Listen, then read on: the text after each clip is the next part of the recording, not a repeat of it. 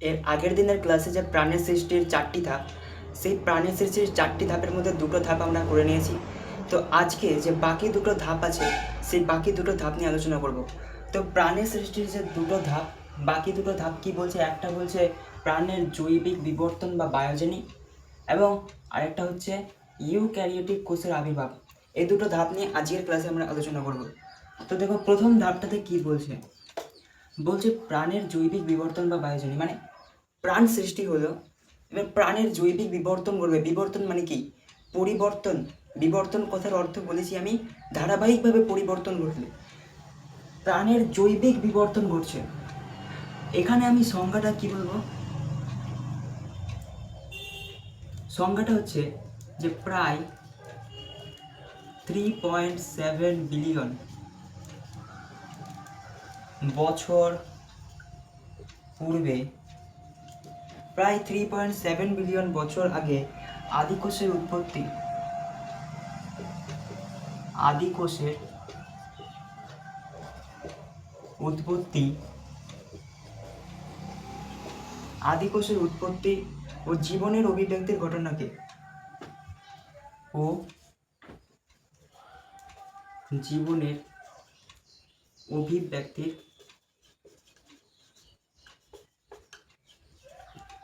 ঘটনাকে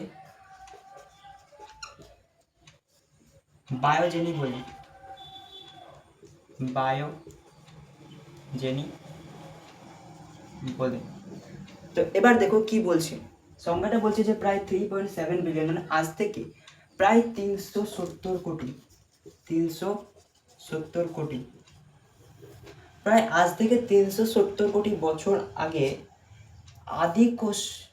আদিকোষের উৎপত্তি ও জীবনের অভিব্যক্তির ঘটনাকে, মানে জীবনের যে রাসায়নিক উৎপত্তি, আজ থেকে প্রায় 4.7 বিলিয়ন, 5 বিলিয়ন, এতগুলো বছর আগে যে রাসায়নিক উৎপত্তি ঘটলো, সেই রাসায়নিক উৎপত্তির পরে জীবনের সৃষ্টি হলো। প্রথম জীবন কণার সৃষ্টি হলো। সেই জীবন কণার আদিকোষের উৎপত্তি ঘটলো। আদিকোষ মানে কি? আদিকোষ যেগুলো প্রাণের সৃষ্টি করবে, প্রাণের সৃষ্টির জন্য যে প্রয়োজনীয় কোষসমূহ, তাদের উৎপত্তি ঘটলো এবং তাদের জীবনের অভিব্যক্তির ঘটনাকে বলছে 360 বা 370 কোটি বছর আগে যে জীবন সৃষ্টি হলো, সেই জীবন সৃষ্টি হওয়ার পর থেকেই তাদের অভিব্যক্তি মানে পরিবর্তন, মানে বিবর্তন শুরু হলো। জীবন সৃষ্টি হওয়ার পর থেকে তার অভিব্যক্তি শুরু হয়ে যায়। মানে সে জন্ম নেওয়ার পর থেকে একটা জীবনের উৎপন্ন হওয়ার সঙ্গে সঙ্গে তার অভিব্যক্তি ঘটা শুরু হয়ে যায়। মানে আমি যখন থেকে সৃষ্টি হয়েছে, আমার যখন থেকে জন্ম হয়েছে, জন্ম থেকে মৃত্যু পর্যন্ত সেই জীবের কী ঘটে নাকি অভিব্যক্তি, পরিবর্তন। সেই জীবটির এক এক করে পরিবর্তন ঘটে থাকে, তার রাসায়নিক পরিবর্তন, জৈবিক পরিবর্তন। এই পরিবর্তনগুলো আজ থেকে প্রায় 3.7 বিলিয়ন বছর পূর্বে, আজ থেকে প্রায় 3.7 বিলিয়ন মানে 370 কোটি বছর আগে, তখন 370 কোটি বছর আগে থেকে এই পরিবর্তনটা শুরু হয়। কারণ সেই সময় আদিকোষের উৎপত্তি ঘটে এবং এই জীবন, আদিকোষের উৎপত্তি ঘটে বলে জীবনের সৃষ্টি হয়। জীবনের সৃষ্টি হয় বলে নতুন এই যে প্রজাতির সৃষ্টি হয়, সেগুলির বিবর্তন বা অভিব্যক্তির ঘটনাকে অভিব্যক্তি ঘটা শুরু হয়। অভিব্যক্তির এই ঘটনাকেই বায়োজেনিক বলে। বায়োজেনিক মানে জৈবিক বিবর্তন। জৈবিক বিবর্তন একটা জীবের সৃষ্টি হওয়ার পর থেকেই, জন্ম থেকে মৃত্যু, এই জীবের জন্ম থেকে মৃত্যু পর্যন্ত তার কি ঘটে? এই টোটাল টাইমটাতে তার বিবর্তন ঘটে। জন্ম থেকে মৃত্যু পর্যন্ত একটি জীবের বিবর্তন ঘটে। এই বিবর্তন ঘটা শুরু হয় 3.7 বিলিয়ন, অর্থাৎ 370 কোটি বছর আগে এই বিবর্তন ঘটা শুরু হয় জীবনের এবং আদিকোষের। এই বিবর্তন ঘটাকেই বলা হচ্ছে জৈবিক বিবর্তন। কোনো কিছুর বিবর্তন ঘটাকেই যখন থেকে শুরু হয় তখন থেকেই বলা হচ্ছে জৈবিক বিবর্তন। এই জৈবিক বিবর্তন আবার বিভিন্ন প্রকারের হয়ে থাকে। যেমন প্রথমটা বলছে যে প্রোটোসেলের উৎপত্তি। জৈবিক বিবর্তনের প্রথম ঘটনাটা হচ্ছে প্রোটোসেলের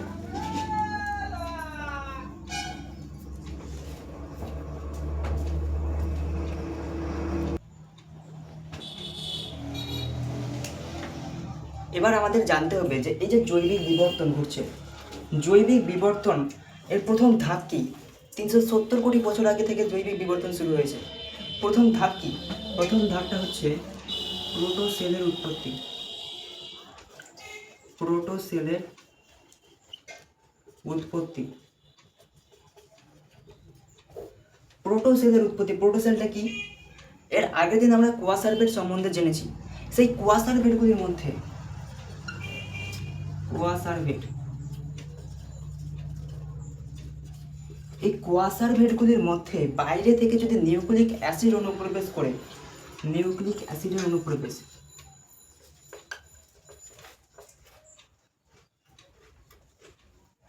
নিউক্লিক অ্যাসিডের অনুপ্রবেশ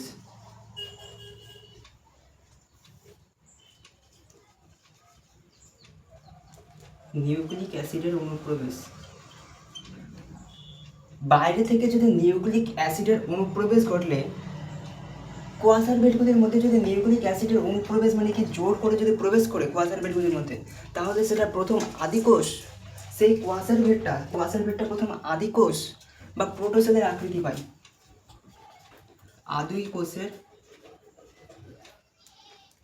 আদিকোষের সৃষ্টি হয়। এক কথায় বলতে গেলে আদিকোষের সৃষ্টি হয়। আদিকোষের সৃষ্টি বলছে যে কোয়াসার্ভেটগুলির মধ্যে যে একটি রাসায়নিক উপাদান কোয়াসার্ভেট, এদের মধ্যে যদি বাইরে থেকে কোয়াসার্ভেটগুলির মধ্যে যদি বাইরে থেকে নিউক্লিক অ্যাসিডের অনুপ্রবেশ ঘটে, নিউক্লিক অ্যাসিডের অনুপ্রবেশ ঘটলে সেটি প্রথম আদিকোষের আকার পায়। আদিকোষের যে আকার পেল, এই আকার পাওয়াটাকে বলা হচ্ছে প্রোটোসেল। মানে আদিকোষের যে সৃষ্টি হলো, আদিকোষের মতো যে একটি রাসায়নিক উপাদান বা প্রোটোসেলের মতো একটি যে রাসায়নিক উপাদানের সৃষ্টি হয়, তাকে বলা হয় প্রোটোসেল। তো এই হচ্ছে প্রথম ধাপ জৈবিক বিবর্তনের, প্রোটোসেলের উৎপত্তি। দ্বিতীয় ধাপটা বলছে প্রোক্যারিওটিক জীবের উৎপত্তি। মুছে দিই এটা আমি। দ্বিতীয়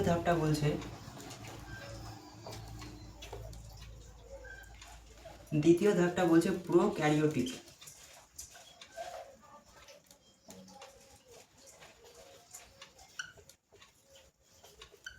প্রোক্যারিওটিক জীবের উৎপত্তি। প্রোক্যারিওটিক জীবের উৎপত্তি আবার কি করে হয়?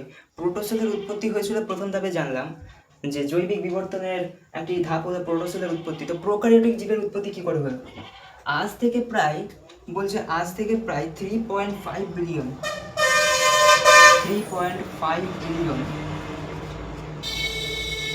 বছর পূর্বে,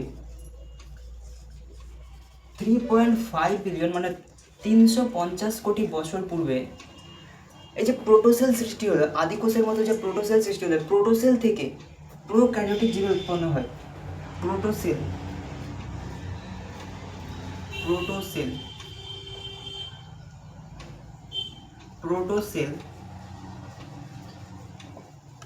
থেকে প্রোক্যারিওটিক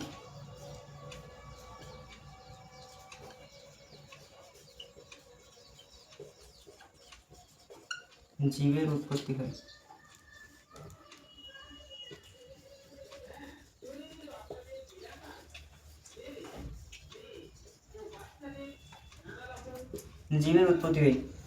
প্রোক্যারিওটিক জীবের উৎপত্তি। জৈবিক বিবর্তনের আরেকটা ধাপ হলো প্রোক্যারিওটিক জীবের উৎপত্তি। 350 কোটি বা 3.5 বিলিয়ন বছর পূর্বে এই যে কোয়াসার্ভেটের মধ্যে বাইরে থেকে নিউক্লিক অ্যাসিডের অনুপ্রবেশের ফলে যে প্রোটোসেলের সৃষ্টি হলো, সেই প্রোটোসেল থেকেই 3.5 বিলিয়ন বছর পূর্বে সেই প্রোটোসেল থেকেই কী সৃষ্টি হবে? সেই প্রোটোসেল থেকেই প্রোক্যারিওটিক জীবের উৎপন্ন হয়। প্রোটোসেলটা থেকেই প্রোক্যারিওটিক জীবের উৎপন্ন হয়। আরেকবার বলছি যে এটা কি? এটা হচ্ছে কোয়াসার্ভেট। কোয়াসার্ভেটের মধ্যে বাইরে থেকে যদি নিউক্লিক অ্যাসিড, এটা কি? এটা কোয়াসার্ভেট। আমি শর্টকাটে লিখলাম, বাইরে থেকে যদি নিউক্লিক অ্যাসিড নিউক্লিক অ্যাসিডের যদি অনুপ্রবেশ ঘটে, বাইরে থেকে নিউক্লিক অ্যাসিডের অনুপ্রবেশ ঘটলে সেই কোয়াসার বেডটি আদি কোষের আকার পায়, একে বলা হচ্ছে প্রোটোসেল। এটা হলো প্রোটোসেল। প্রোটোসেল এই প্রোটোসেলটাই প্রায় 3.5 বিলিয়ন বছর পূর্বে বিভিন্ন রাসায়নিক পরিবর্তনের মাধ্যমে প্রোক্যারিওটিক জীবে উৎপন্ন হয়, প্রোক্যারিওটিক জীবে পরিণত হয়। এই হচ্ছে প্রোক্যারিওটিক জীব। তো প্রোক্যারিওটিক জীব ওই কোয়াসার বেটেরই একটি অংশ হিসেবে কোয়াসার বেটটাই পরিবর্তনের মাধ্যমে প্রোটোসেল থেকে প্রোক্যারিওটিক জীবে পরিণত হয়। 3 নাম্বার বলছে, 3 নাম্বার ধাপটা কি?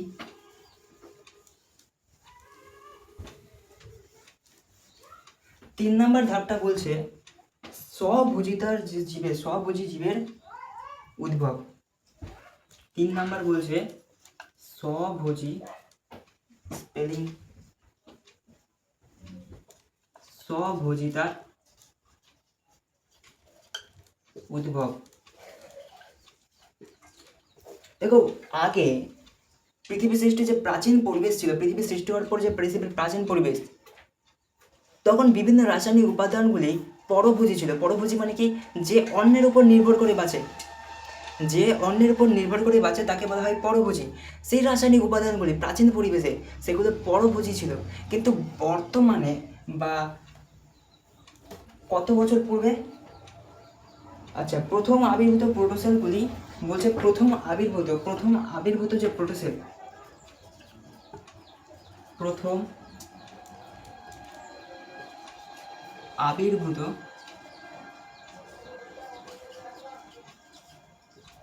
প্রোটোসেল, প্রথম যে আবির্ভূত প্রোটোসেলগুলো ছিল সেগুলো ছিল পরভোজী।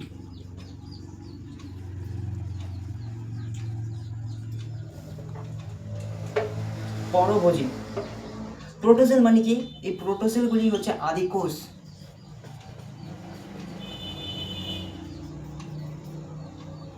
এই প্রোটোসেলগুলি হচ্ছে আদি কোষ, মানে আদি কোষ। ওই যে পৃথিবীর প্রাচীন পরিবেশে যে সমস্ত কোষগুলো সৃষ্টি হয় সেই কোষগুলোকে বলা হচ্ছে আদি কোষ। এরই অপর নাম হচ্ছে প্রোটোসেল। একেই বলা হচ্ছে আদি কোষগুলোকেই বলা হচ্ছে প্রোটোসেল। এই প্রথম যে আবির্ভূত প্রোটোসেল সেগুলো ছিল পরভোজী, সেগুলো ছিল পরভোজী। কিন্তু বর্তমানে বা ধীরে ধীরে বিবর্তনের মাধ্যমে সেগুলো কি হয়? সেগুলো পরে রাসায়নিক স্বভোজী জীব পরিণত হয়। সেগুলো পরবর্তীকালে থেকে রাসায়নিক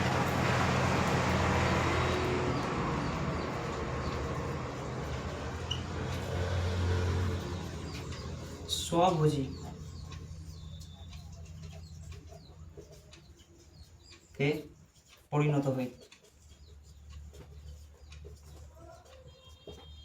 কি বলছে নাকি প্রথম যে আবির্ভূত প্রোটোসেলগুলো ছিল সেই প্রোটোসেলগুলো পরভোজী ছিল, কিন্তু পরবর্তীকালে রাসায়নিক স্বভোজীতে পরিণত হয়। পরবর্তীকালে বিভিন্ন বিবর্তন, আমি কি বলেছিলাম, কোনো একটা জীব সৃষ্টির পর থেকে তার বিবর্তন শুরু হয়ে যায়, সে বিবর্তনের মাধ্যমে সেটি পরবর্তীকালে স্বভোজীতে পরিণত হয়। মানে নিজের উপর নির্ভর করতে শেখে, নিজের উপর তার আত্মবিশ্বাস সৃষ্টি হয়। কিন্তু আগে কি ছিল? পরভোজী, না অন্যের উপর নির্ভর করে বাঁচত। এই যখন এই আদিকোষ বা প্রোটোসেলগুলো যখন স্বভোজী হয়ে গেল, এই প্রোটোসেলগুলি যখন স্বভোজী হয়ে গেল, প্রোটোসেলগুলি স্বভোজী হওয়ার পর মুক্ত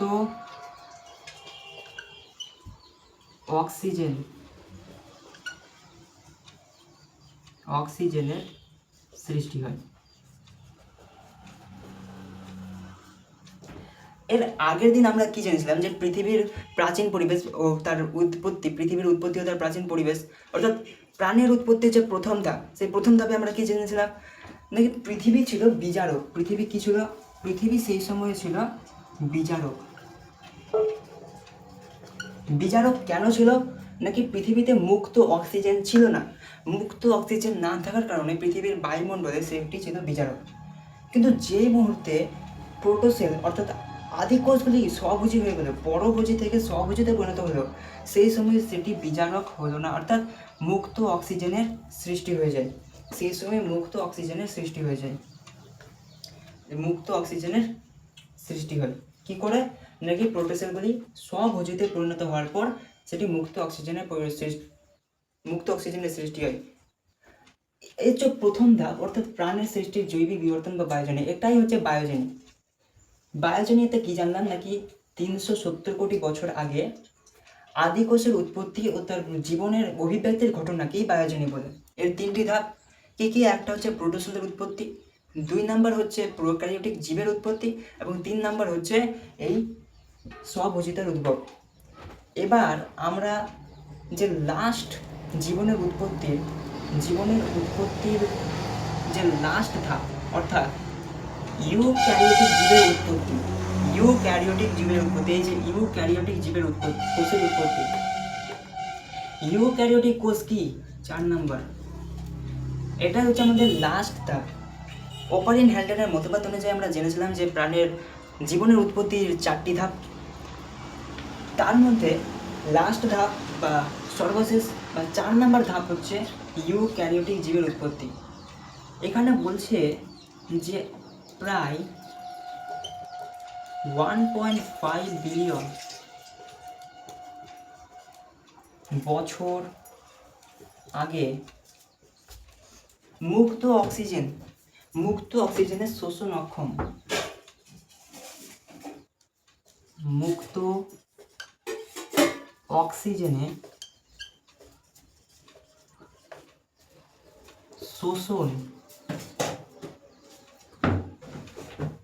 শোষণ অক্ষম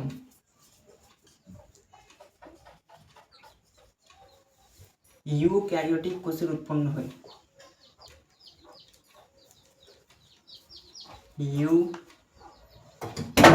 ইউক্যারিওটিক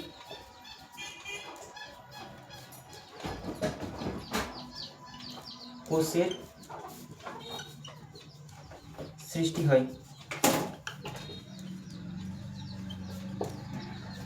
আজ থেকে প্রায় 1.5 বিলিয়ন মানে 150 কোটি বা 150 কোটি বছর আগে মুক্ত অক্সিজেন সৃষ্টি হলো।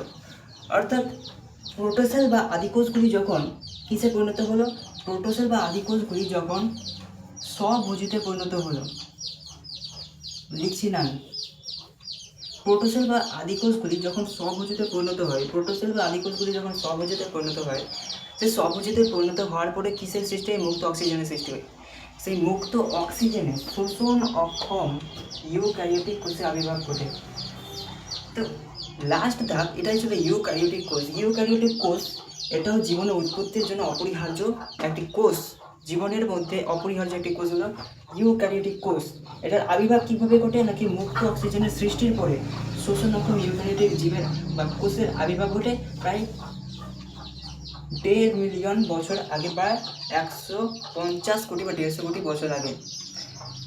প্রাণের সৃষ্টির বিভিন্ন ধাপের মধ্যে এই 4টে ধাপ ছিল, যেটা ব্যাখ্যা করেছিলেন বিজ্ঞানী ওপারিন এবং হ্যালডেন।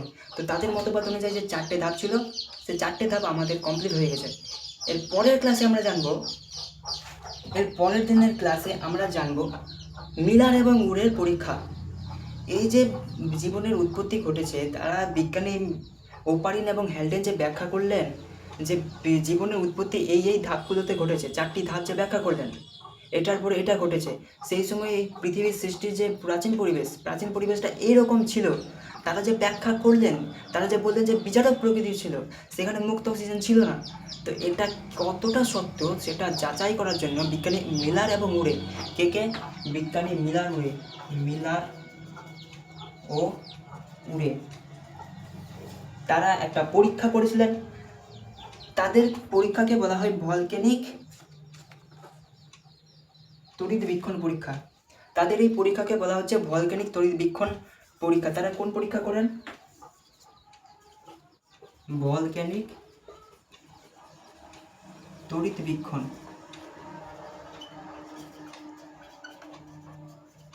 পরীক্ষা।